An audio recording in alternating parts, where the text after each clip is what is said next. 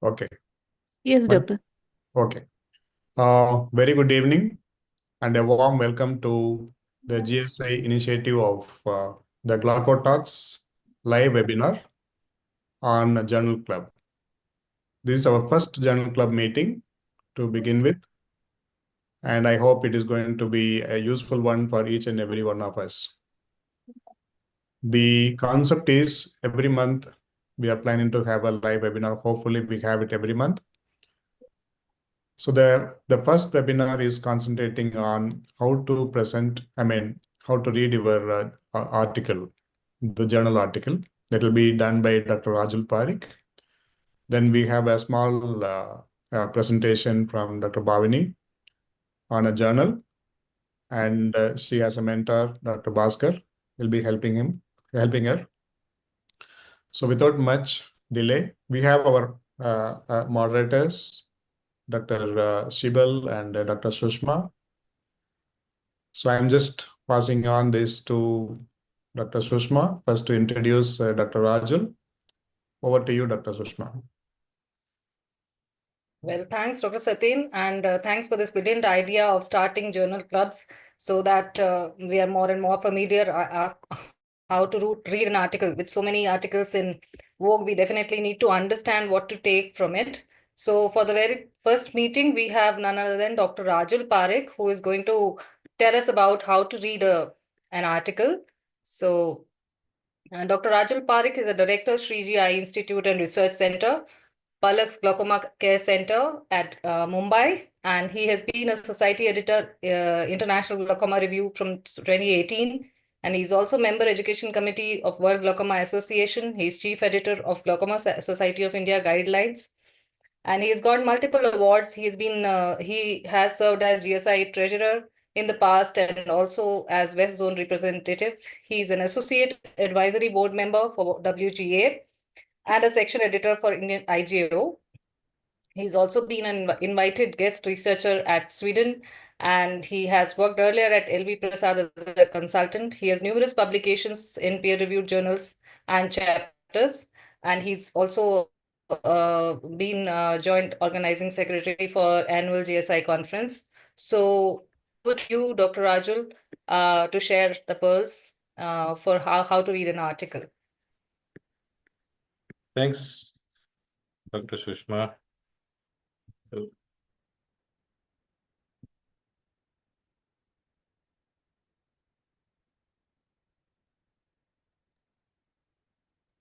Thanks, Dr. Sushma. So I'll talk how to read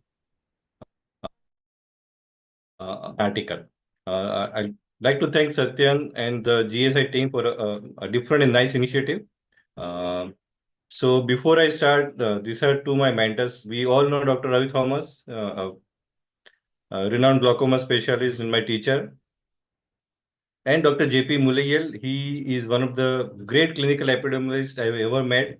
So these two are my mentor when it comes to clinical epidemiology and statistical testing when I read the article.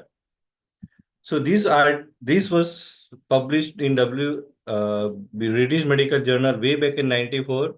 Some of the published article belong in the bin, and this remains certainly true at this point in time. It is very important that we should know that how to read article and use the important information only for the clinical practice. I'll try to give outline about this particular thing.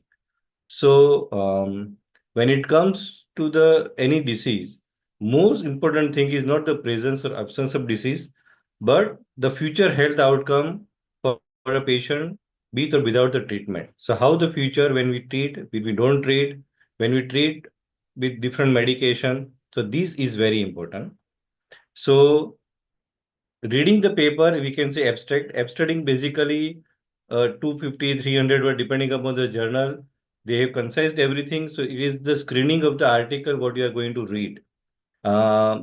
Frankly, I would not give much importance to screening. Of course, it gives you some idea. Introduction is review of literature author has done. The two most important thing is methodology and results.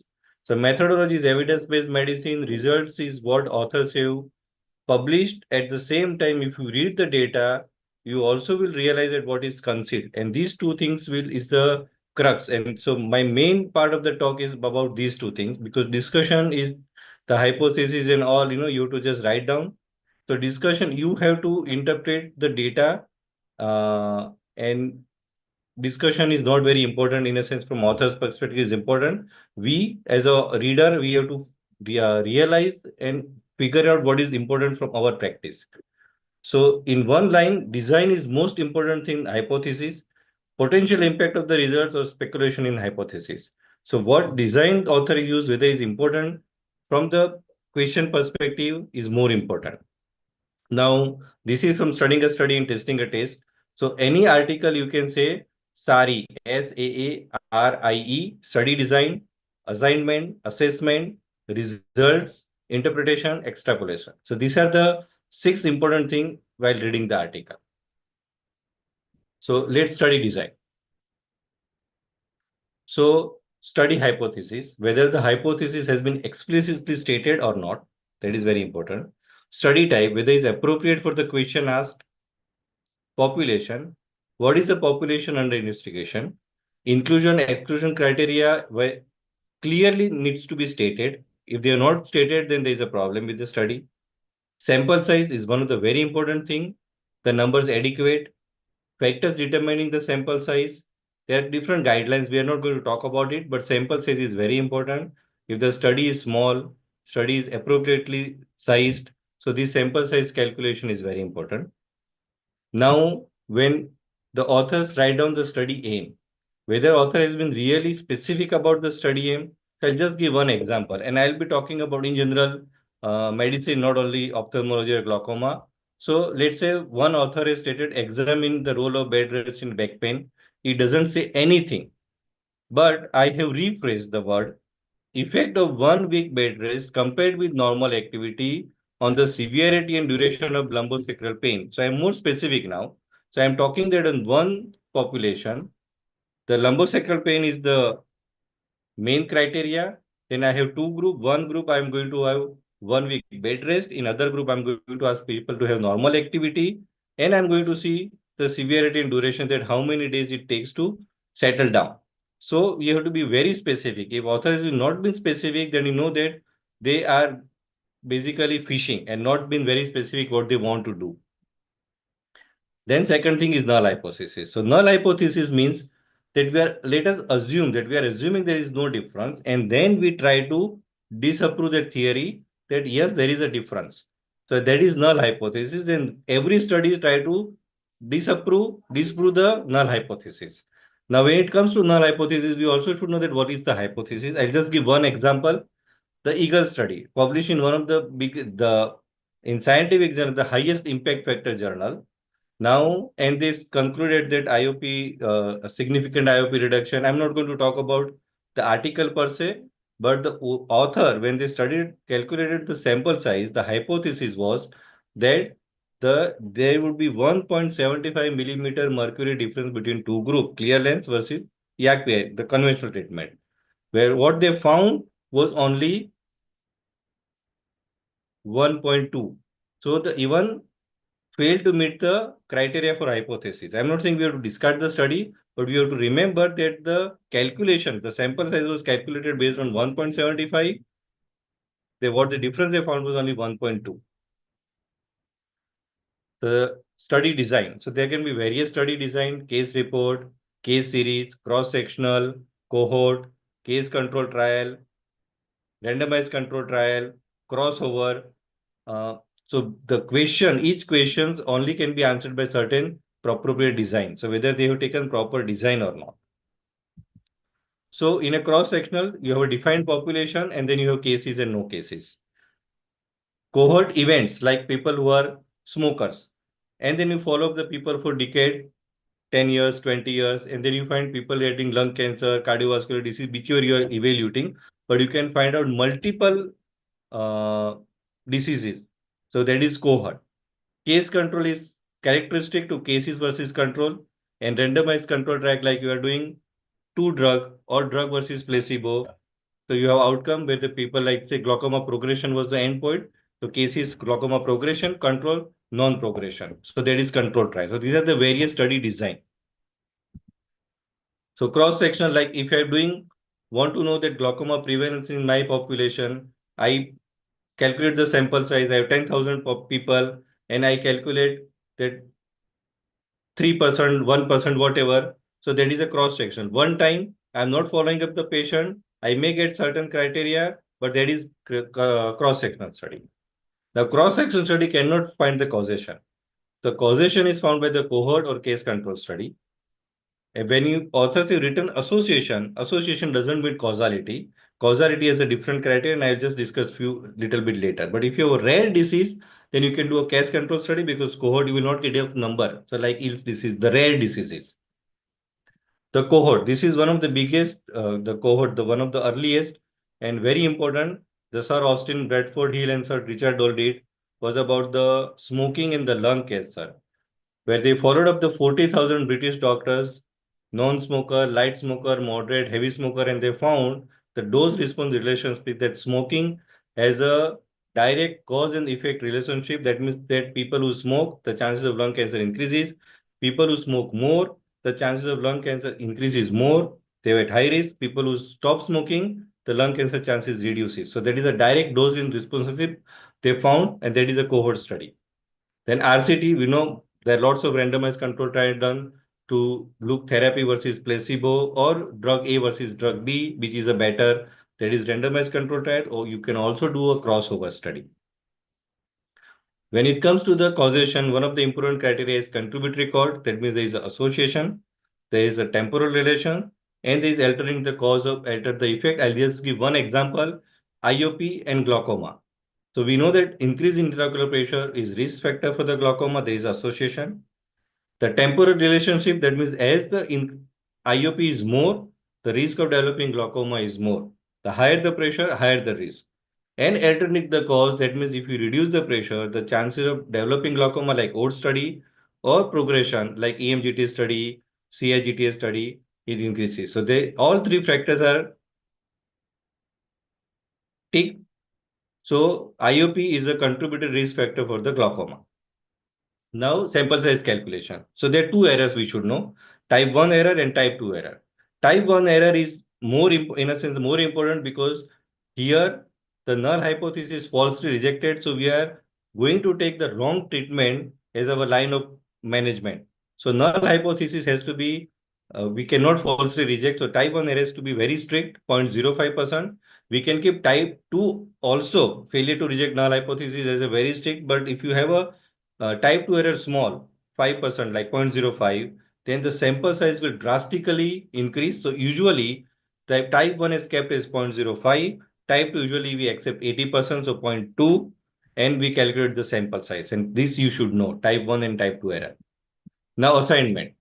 So when you read the article, you will realize that how the cases were assigned to the groups, whether there were any confounding factors, if RCT, what was the method of randomization, whether allocation was concealed, whether masking was done, how the masking was done, whether it was single mask, double mask, and we also have a triple mask where the people who are doing the analysis also would not know that which group is the drug A or drug B or which is the drug versus placebo. So which way the masking was done is very important because sometime as a researcher and as a human, I may have bias to one particular drug that I may feel that it is better. So if I don't know, if I know that this drug is in this group, we may make a subconscious error which may affect the results.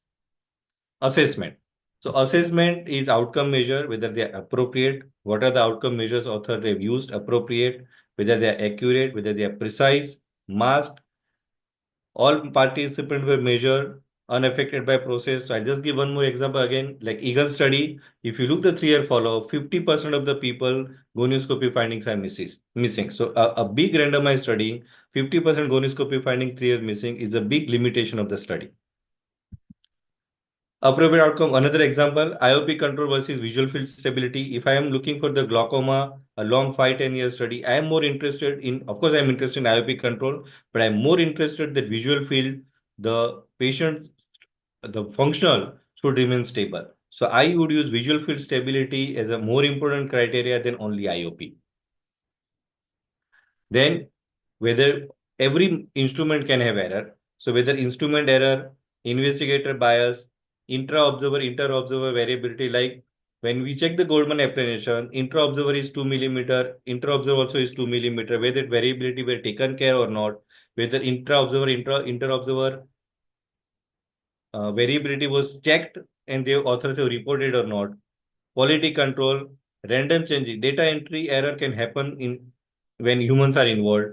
So random checking of the data entry, whether is done or not. So these are the things takes care of the accuracy. Then results. Three fundamental: estimation to measure the size of difference between the group, strength of association, inference, that is statistical significance, testing of hypothesis, and adjustment, removal of the effect of confounding variable.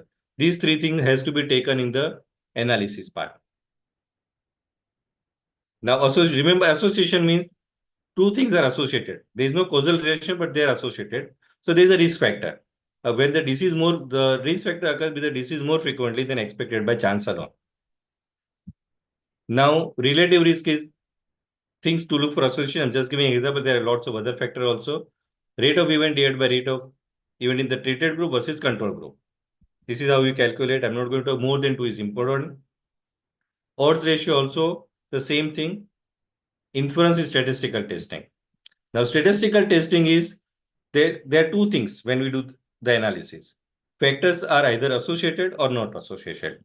So what the statistical testing is determining whether the results we obtain are so unusual that if an association does not actually exist, we are still willing to assume, because they are very, very rare chance when we take, and that is we let's say that 0.05, 0.001%. So that is how we determine. But statistical testing is that we are determining the results are so unusual that it by chance is very rare to happen.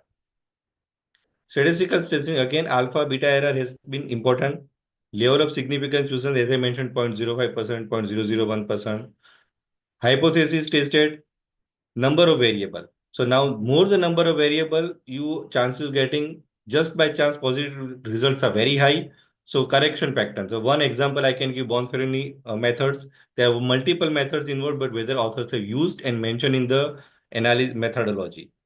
And look at the test of significance. So whether the Gaussian distribution, so continuous data, the testing has to be different. The non-continuous data, the testing method has to be different. So whether they're used or not. And everything, whatever I'm saying, has been taken straight from studying a study and testing a test. Everybody ideally should read, especially you are going to do research or going to read the articles very carefully. So along with statistical testing, we should do the confidence interval. Ideally, author should provide. If they're not provided, we can very actually calculate. Now with Google, if you write down, I want to calculate confidence interval, the Google will help you. And you can build around the measurement authors have provided. And why is important that confidence interval, if it's crossing 0, in certain method, statistical testing crossing 1, then become less significant. Third, adjustment. So when you do univariate analysis, when you have multiple factors, univariate analysis would be a different. You have to do multivariate analysis to remove the confounding variables, and you get a actual statistical importance of the study, those parameters. So adjustment can be for various factors, for age, which disease you are looking. Depending upon that, you have to adjust. Gender, age, IOP, whatever the main disease you are looking. Now, I'll just give one example. This article was published in Archives of Ophthalmology from Johns Hopkins. They have done study in Nepal, and they evaluated the vitamin A deficiency and mortality. And they very conclusively written, and it's that the data is very conclusive that the vitamin A deficiency has a high risk of mortality. Now, the data was there, but if you look the data in a different way, they had a two group, malnourished and well-nourished. The red thing, what I have written here is our analysis. The malnourished and well-nourished, the people with malnourished has a 3.5 odds, and in more than 1 year group, 15, 12 and 15, high chance of mortality. So same data, the authors were so biased about vitamin A, they didn't look so simple, obvious fact that people who are malnourished have a much, much high risk of mortality, and that should be taken care much before the vitamin A deficiency. So sometimes data is there, but authors are biased in their own objective. They don't realize that what are other important things, and that is our job to take it out. Another study I will skip. Interpretation, statistical versus clinical. Statistical significant doesn't mean clinically significant. If I have 10,000 people, 0.2 millimeter mercury IOP difference also would have statistical significance, but we know that 0.2 millimeter mercury is clinically insignificant. So clinical significance is something different. Evidence of causation and contributory cause, I already mentioned 3 points. Then harm. So sometime the study, if you're looking the new drug, the harm may be so small that may not come statistically significant. We have to look that if the drug is causing especially mortality, then whether that harm we want to take it as a acceptable limit in our clinical practice. Then subgroup analysis. Extrapolation is that now authors have studied 200 people, 300,000 people, not more than that. So we have to see that our patient group is similar to the in study, and even if it's little different, whether we are okay to use that in our study. The second, whether the extrapolation is beyond the range of data, and our group is so different we cannot use. So extrapolation is something we have to see whether our group and original group, whether it makes sense. Extrapolation is to individual people, that is relative risk, absolute risk, and number needed to treat. The group at risk, relative risk reduction, and to community population attributable risk percentage. I'm not going to talk in detail. I just give one example. Old study very conclusively showed that 54% of reduced risk to develop glaucoma if we treat the all ocular hypertension.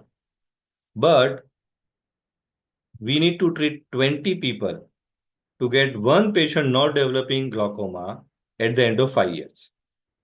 So, and majority of these had only disc damage. So whether you want to treat all ocular hypertension to prevent and have drug effects, side effects, to develop only one people not progressing over 20 in 5 years, or you want to have high risk group. So if you have a high risk group, your number needed to treat goes down and your objectivity increases. As opposed to if you look EMGT, they had all had glaucoma, and here the relative risk reduction was 27%, number needed to treat only 4. That means if you treat all glaucoma patients, early glaucoma, moderate glaucoma, your number needed to treat is very low. So you should treat all the glaucoma patients. Case report does not have much important, but sometime if you isolated case is something different, then that case report can become an important thing for future to do a big study, whether it's case control study or a new developing new technique. Case series also the same. And this was Dr. Ravi Thomas's very famous dialogue we used to tell us all the time. 1 guinea pig is case report, 2 guinea pig is series, 3 guinea pigs compared to 3 control guinea pigs is a control study, and that is what you should look at. Finally, AG study. So if you look the AG study, the AG study show graphs look so impressive that if all the patient's pressures are around 12, remain well controlled, the progression is drastically low, 20 to 12. Now, if you look the age, if you know the AG study, the score was 0 to 20, and they had defined progression as change of score more than 3. Okay. Of course, it was a post-hoc analysis, ad hoc analysis, and the visual field score had a huge variability. I'm not going to talk about it, but just this. So the score is 0 to 20, but for the make it more impressive, they have given on the y-axis score 0 to 4 only, where cutoff criteria for the progression was 3 or more. Now let us compress it, 0 to 20. I'm not saying IOP reduction, maintaining IOP is not important. It is important. But the magnifying effect of IOP reduction goes down now. So how the authors have presented, that also we have to look into it. So the reality is different than what is shown by the authors. the magnifying effect of the IOP reduction as opposed to reality. Thank you. So this is how you should look the articles and present your use the data into clinical practice. I'm not talking about at this point in time the present, but ideally, yes, the SARI, that is what you should look at when you present the article. Thank you. Thank you. Thank you so much, Rajul. Wonderful presentation. And thank you for being on time. So we will discuss this once we have our panelist in. So now I would request Dr. Sibal to introduce Dr. Bhaskar, and then we'll move on to the next topic. It's my absolute honor and privilege to introduce Professor Dr. Bhaskaran Mani, the mentor for today. He's the Deputy Director of Glaucoma Services and the Vision Research Foundation in Shankar Nethralaya, Chennai. He was formerly a clinician scientist at Singapore Eye Research Institute, Singapore National Eye Center. He's no stranger to anyone who's familiar with GSI, with more than 300 plus international publications and 350 plus international talks to his credit, and also 8 co-patents in the field of glaucoma. He was involved in very big major epidemiological surveys, 4 of them, and several RCTs, and continues to mentor postgraduates, fellows, and graduates in clinical ophthalmology and vision research. He's actually actively involved in academics at the national and international forums as well. And he will be now joining us to introduce his mentee for the day, Dr. Bhavani. Thank you, Dr. Shibal. Am I audible? Yes, yes. Yes, okay. So my job is very short, actually, to introduce the speaker. Dr. Bhavani, can you put up your slides, please? Yes. So after the introduction of how to read the paper journal from Dr. Raju, we are going to have a very small journal. We have chosen a retrospective study, which will be presented by Dr. Bhavani Johri. She is a glaucoma fellow at Shankar Nethralaya. She has done her MBBS at Kasturba Medical College, Bangalore, Manipal, MS from Shankar Nethralaya, and joined us as a research fellow subsequently for 6 months, and then continues as a clinical glaucoma fellow. She has a couple of publications and more to come on the way subsequently. So can we have the next slide? I will just introduce the journal article by itself. It's a new stent which probably came into the journal articles last year only. So it's kind of a supraciliary bypass. I mean, sorry, like a CyPass implant. So it's going to be presented as a proof of concept study. So basically, it's the first clinical results of this biostent, which will be done by Dr. Bhavani Johri. Over to you, Dr. Bhavani. Thank you, sir, for the introduction. So this article discusses the demerits of medical management and conventional glaucoma surgeries. MIGS is safer, less invasive. Many devices are being explored through various trials, such as the COMPASS trial for CyPass and the STAR trial for Miniject. So why was CyPass discontinued? So in 2018, it was discontinued because of safety concerns regarding the endothelial cell loss 5 years after implantation. The challenge with these devices is that there's a potential for corneal endothelial cell loss because of the position and the material composition. So here the authors explored a novel technique for suprachoroidal outflow using a reinforced cyclodialysis with a highly permeable homologous biotissue scleral allograft. These are the various other suprachoroidal devices like CyPass, iStent, Miniject, and BioStent.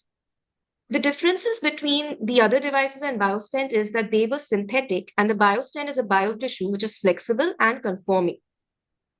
So this was a retrospective single center, and as Sir said, a proof of concept study in which a consecutive case series of open angle glaucoma patients underwent combined phacoemulsification with this biotissue implant. It was not listed on the clinical trials since it met the criteria under the feasibility criteria given in this clause, and it was given exempt status. So the scleral allograft implant is prepared using high precision microtrephination and stent shaping tools, and then it is delivered using the cyclopen. Here it is shown within the cyclodialysis cannula prior to implantation, and this is how it looks post-implantation. Ubium confirmed the device position, and it undergoes a 10% expansion on deployment, which helps in retention. So this study include open angle glaucoma patients with operable cataract. And finally, phacoemulsification was done. The head and microscope position was tilted for a standard mixed procedure. The cyclodialysis cleft was created by the cannula, and the biostin implantation was done as is shown in this video.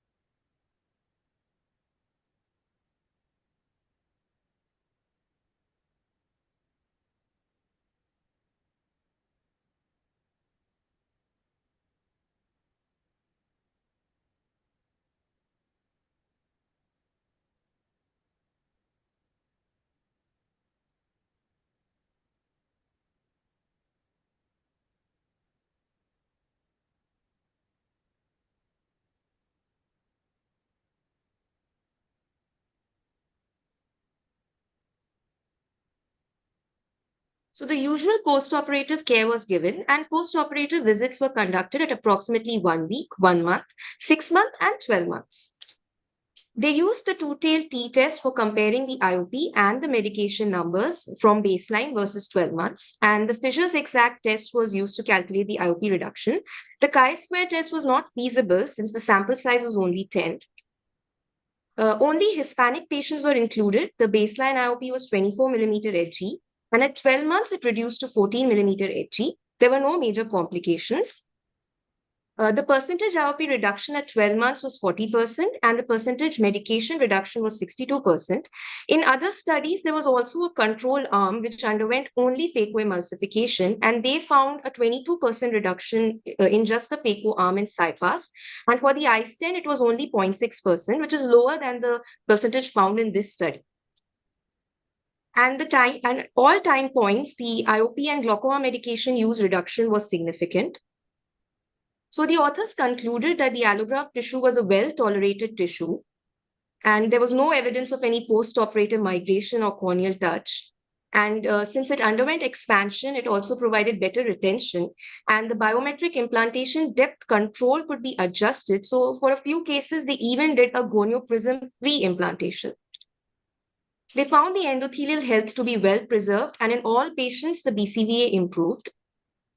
This is the first study to provide the clinical experience and feasibility data of a successful biotissue stent implantation, and they found a significant reduction in the baseline IOP and the medications. The results are encouraging because the patients in this cohort were actually more severe compared to other suprachoroidal stent trials. However, the limitations are that it has a small sample size, a limited follow-up duration, and it also includes the additive IOP lowering effect of phacoemulsification, and the authors did not mask the IOP measurement. So as we talk, evaluation of a larger patient population is also being planned for future experiments, and in the future, we may be able to validate and extend these current findings. So my take-home message would be that the biotissue stent is a novel device, well tolerated, with the potential to help in the management of open-angle glaucoma.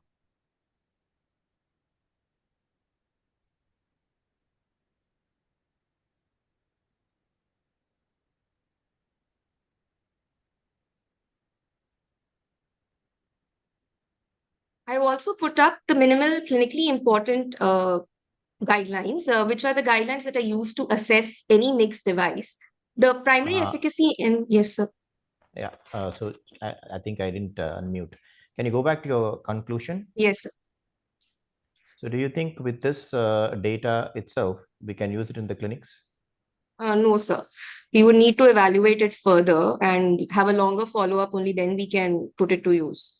Yeah, because one of the important thing is the endothelial cell loss. You may not be Yes. able to find it within 1 year because the CyPass had a 20% loss at the end of 5 years.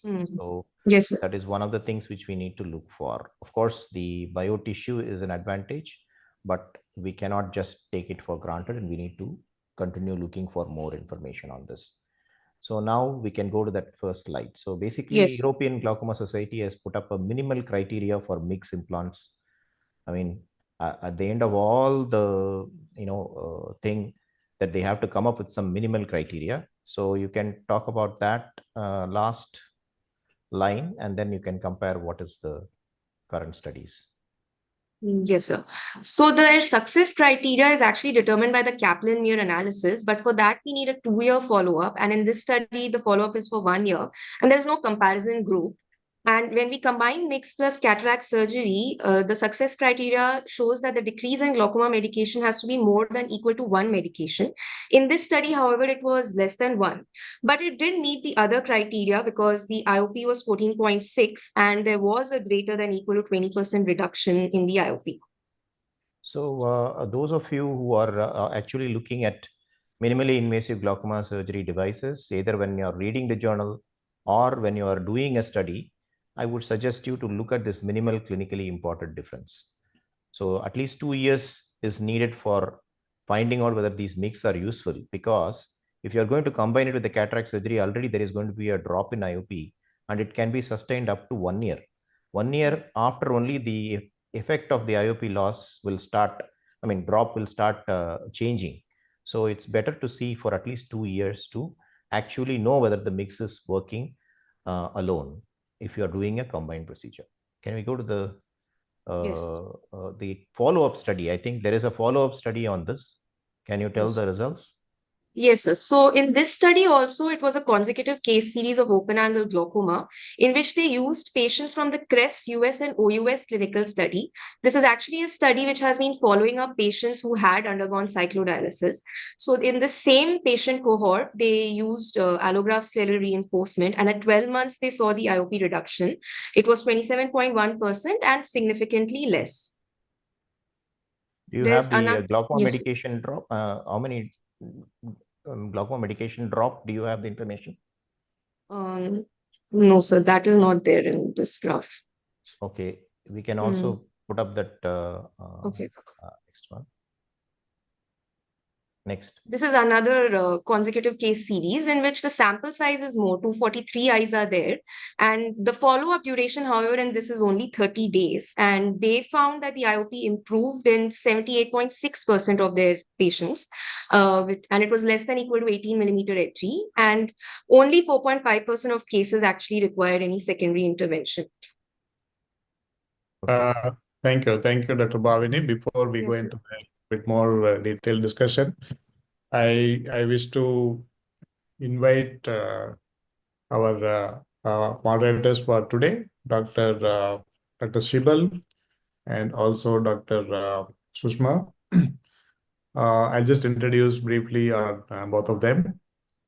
Dr. Shibal is the Clinical Director of Ophthalmology from Marengo Asia Hospitals, Gurgaon, and also she is a Program Director for the Community Outreach and the Wellness for the same hospital, and which is placed at Gurgaon and also at Faridabad.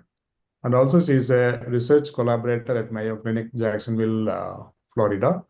And we have our Dr. Sushma Tejwani. She is our senior consultant and the head of the department, Glaucoma Services at Narayanathralaya 2 at Bangalore.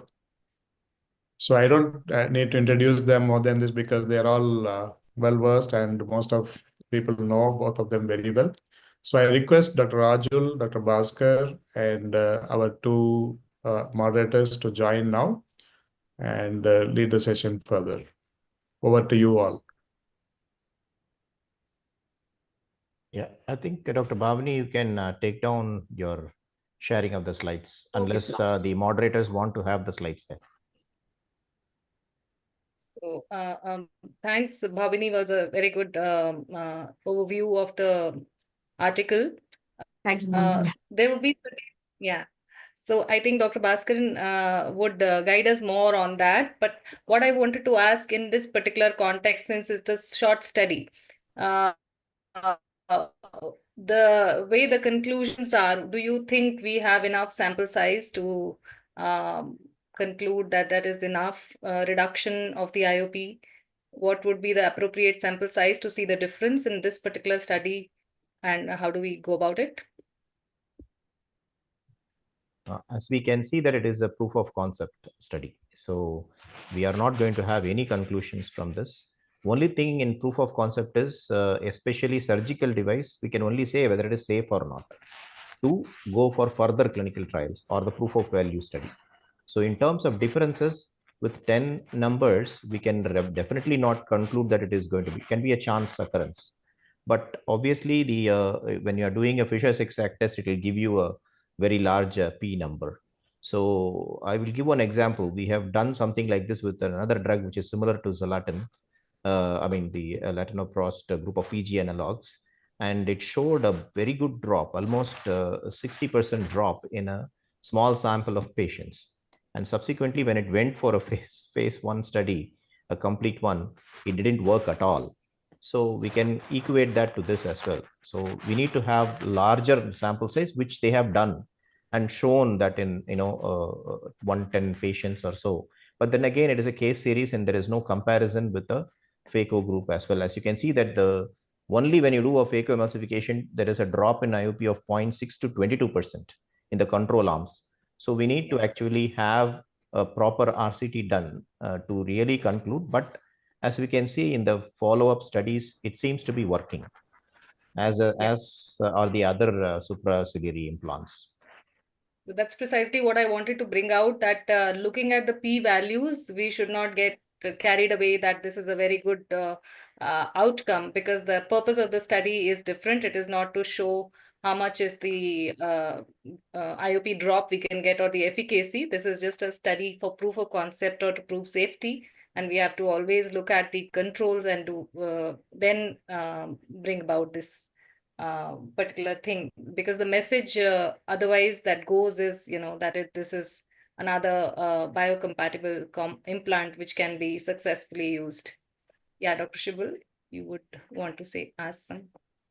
Again, the criteria for surgical trials are what they are for evaluation of surgical trials in glaucoma, especially long-term follow-up remains critical to adoption into clinical practice. And just as CyPass was withdrawn because of the 30% ECL at 5 years, this is a very, very short study. So even safety criteria are yet to be met. It's interesting to know. It's wonderful that we have more and more things coming into our armamentarium as we struggle to take care of surgical glaucomas. So, but beyond proof of concept, we should all remain extremely pragmatic in how we read this particular paper. Rajan. See, when you look Can at you just apply all your presented criteria for the people to understand? No, so what happens here, see, when I'll just give few points. So first is a retrospective study, is a case series rather than the small case series. And Bhaskar, he said very categorically that is just to see the initial safety trial. This is more of a safety. So you're looking at the safety concern. The bigger study needs to be done. And even the second series, it's 110, it's just a case series. So that also is not important. So if you look the objective. So the objective is what? When you look glaucoma, the objective of study should be to compare with the gold standard, or you should have a very specific. So if you look, most of the mixed study, they are very ambiguous in their criteria. So most of the study, if they've done the randomized trial, they've compared with the cataract. Now, so what we are looking at, that the mix versus cataract surgery. So cataract surgery is a part of glaucoma surgery, is not. So it's, and if you look the meta-analysis, it very clearly shows that there is no good comparison with the glaucoma surgery. So here, if you look, objective is just when you say the safety, then it's very good that they just try to look the safety trial. The second, the sample size. So the sample size does not matter here. The third, retrospective case series. So here, this is just, I think we were giving the outline that how should present. So in that case, it's a good job. But this study has lots of flaws, and everybody in Bhaskar very categorically said. So, and I will just add on what Sushma was telling, that when you get something different, some result which is different, then you should look the literature. And Bhaskar was pointing out that in phase 1 they got good result, but initial study and then later it failed. So if any study has a result which is out of proportion to other published study, you have to use that with not only pinch of salt, only with the salt, and you should discard that study. In fact, way back in 90s, there was an article published where they showed that the brimonidine is more effective than letanoprost. Okay, so but you know that after reading so many articles, it is not possible. So there has to be some methodology flaws in the or some bias, author bias, maybe funding bias. But bimetoprost or brimonidine cannot have more IOP reduction. So all this has to be looked into. So when I said the first you look the objective, then you methodology. Now this is the retrospective case series, a big limitation. Sample size calculation is not done, but again, it's because they are done only for the safety. The IOP, when you compare with the pre and post, then you can do definitely two-tail test, which is okay. But clinical significance, again, because it's retrospective, I don't want to go into detail. When we do some other bigger study in future, now we will discuss how to use SARI in more appropriate way. But I think people would have got the idea from the presentation and from Bhavini's presentation that how the journal club should be presented. And more important thing is not author's conclusion, what we can interpret from the data, the actual thing, because authors usually are biased. The Eagle study, as I mentioned, very clearly say that clear lens extraction is good, but we know that so many limitations. I'm not saying clear lens extraction is bad, but clear lens extraction cannot replace the current standard of treatment. Even if publishing Lancet doesn't make any difference. So those things we have to look into, and I think later on we will discuss it in more detail, because this is first journal club. I think you are going to continue for next 2 years. So we'll have more and more good articles. But I would, one other thing, studying a study, testing a test, if they read, it would be good. I think Sushma, you were saying that somebody was saying that it is Shibal. Did you get that article in IGO? I am not aware of it. I forgot to look for it. I will. I think we can put it in the GSI group. People can read it. Yeah. So thank you so much, Rajul. I'll just say something about the abstract of the article. So is it enough for people to just go through the abstract of the article and then come to some conclusion? Because it is just a short thing. And do you really take home something from that? All the four of you can just put in your thoughts on that. I think Bhaskar, dissecting the paper is extremely important. Understanding is very important. But is that enough to have only the abstract and then people can come to some conclusion? Bhaskar, I think last time was saying that, abstract, reading abstract also is in different kind of art. I think Bhaskar, if you can elaborate. Okay, so the reason why I asked somebody has to present the abstract is this mainly.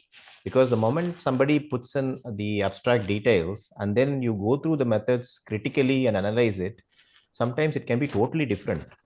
You may find that the authors have put up the conclusion, in the conclusion, something totally unrelated to their initial objective. Sometimes it may be very relevant. An abstract is writing is an art.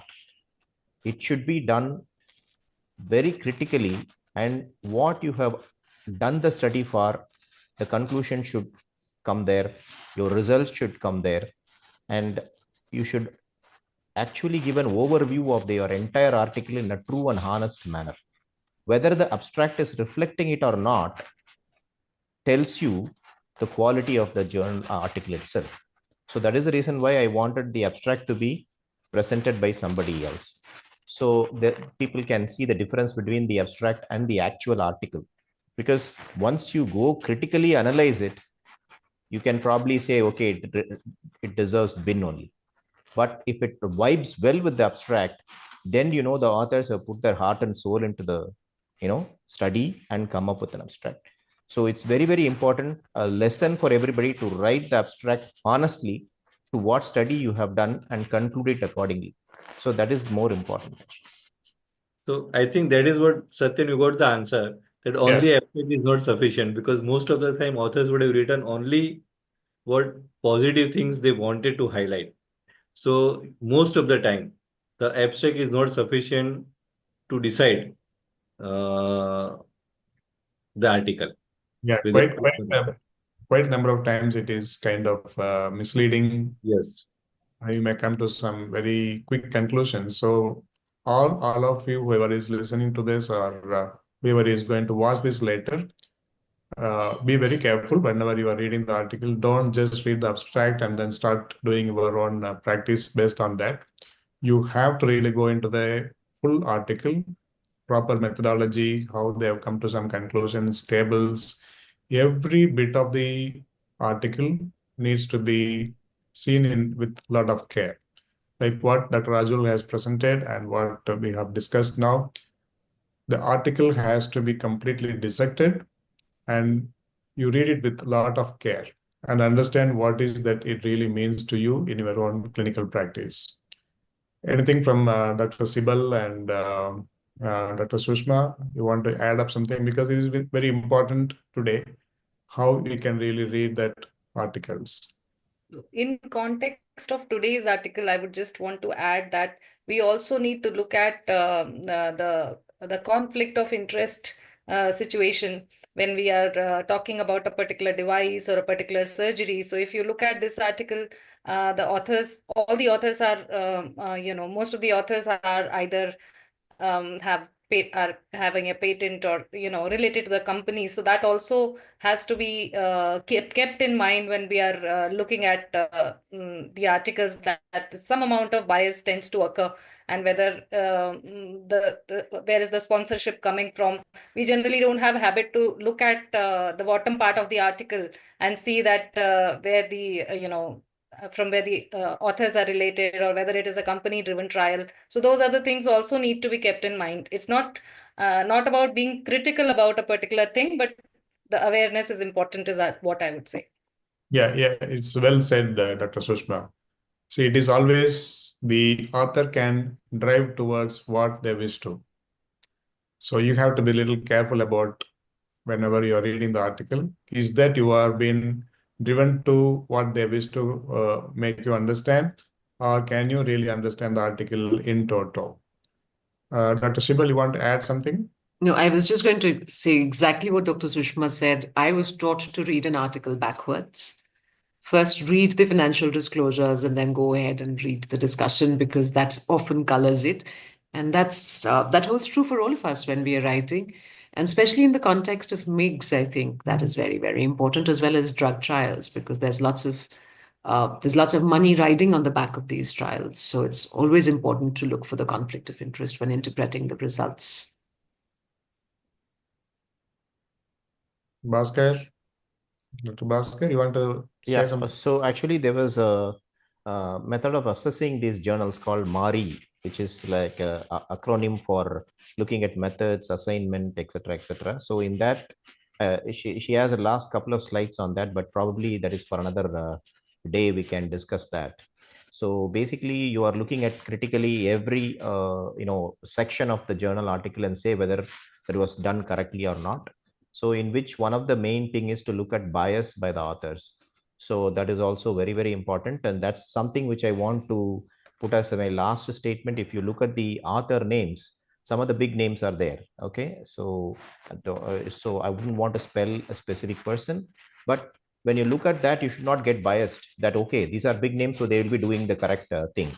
It's not that, we are finding fault with them, but we should be critically analyzing the journal irrespective of the names or which journal it came from. So that is very, very important. And that is probably one take home message from what we have done today. That will be very good. Thank you so much, each one of you, for your contribution for today's Journal Club meeting. The next Journal Club will focus on like specific areas of, say, for example, methodology. We'll have 15 minutes talk or 10 minutes talk by the expert so that people can understand how to really read the article again, everything in detail. So thank you so much, each and every one of you, for your today's contribution. Our next meeting is on 19th of February by our presidential talk. We have Dr. Ramanjit Sihota and Dr. G. Chandrasekhar. Both of them will give their talks. We'll keep you updated on the time is same between 8 to 9, and it is on February 19th. And also, I would like to mention one more session, which is the international guest speakers. That will be on 25th of February by Dr. Kahuk on the mixed procedure by his method, whatever method he's been doing, and what is the update on that. So that will be on February 25th. So thank you so much for being with us today. Thank you all. Thank you. Thank you, Dr. Satyan. Thank you so much. sir. Thank you. Thank you. Good night. Thank you. Thank you. Thank you. Thank you, everyone.